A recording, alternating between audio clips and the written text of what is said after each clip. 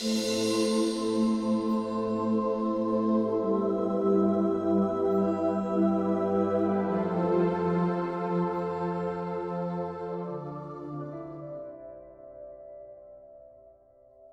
story of Saint Christopher. Long, long ago, in a time filled with mystery and wonder, lived a man named Offerus. But Offerus wasn't just any man. He was a giant, not in a scary, monstrous way, but in stature. Imagine someone as tall as a tree, strong as an ox. That was Offerus. He was immensely proud of his size and strength, and he decided he would only serve the greatest king on earth. So, Offerus set off on a journey to find this ultimate king. He traveled far and wide, asking everyone he met, "Who is the greatest king?" Eventually, he came to a kingdom ruled by a powerful monarch, a king who commanded vast armies and whose word was law. This must be him, Offerus thought. He offered his service, and the king, impressed by Offerus's size and strength, gladly accepted. Offerus became a loyal servant, always ready to use his might for the king.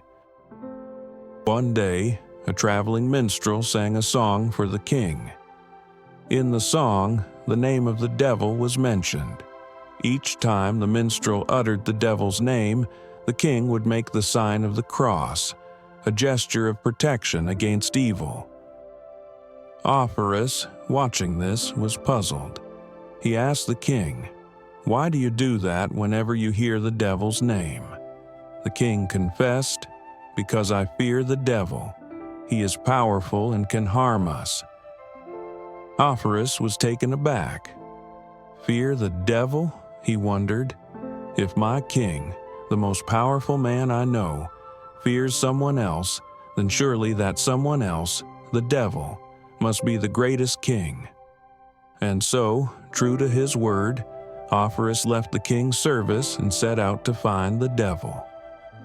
It wasn't long before Offerus encountered a fearsome figure, boasting of his power and wickedness. It was the devil himself. Offerus, impressed by the devil's arrogance and the fear he inspired, pledged his service. The devil was pleased to have such a strong giant on his side. Offerus served the devil, doing his bidding, believing he had finally found the greatest master. One day, as Offerus and the devil were walking, they passed a small shrine at a crossroads. The devil abruptly changed direction, taking a long detour to avoid it. Again, Offerus was confused. "Why do we go so far out of our way?" he asked. The devil grumbled, "Because of Christ. I cannot stand the sight of that sign. Christ is my enemy, and I fear his name." A light bulb went off in Offerus's giant mind. Fear Christ? Even the devil fears Christ? Then Christ must be the greatest king of all.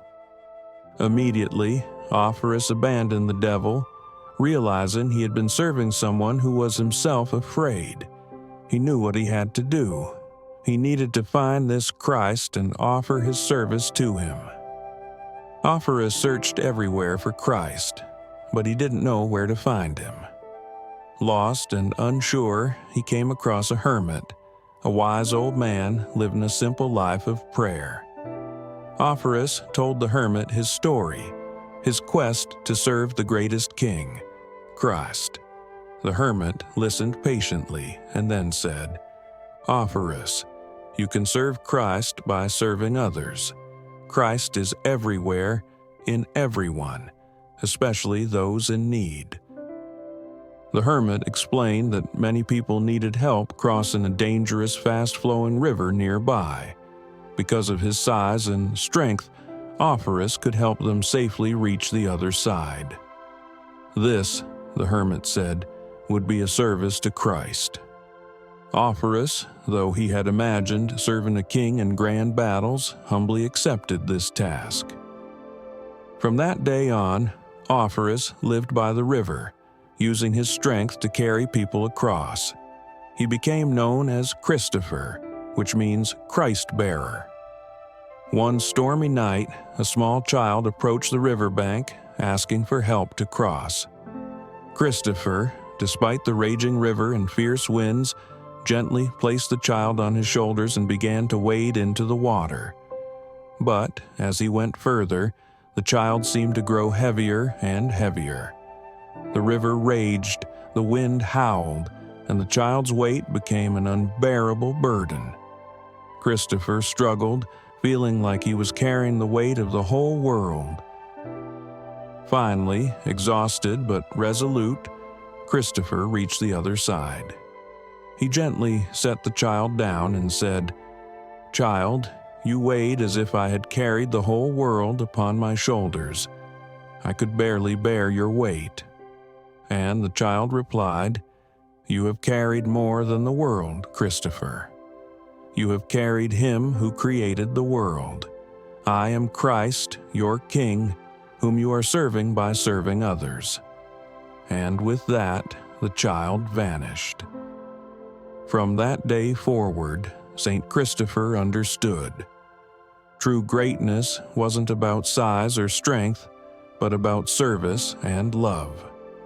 He continued to carry people across the river, now knowing he was carrying Christ in each and every one of them.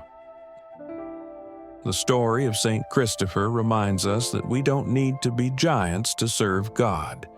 We can find Him by helping those around us, in the everyday acts of kindness and compassion.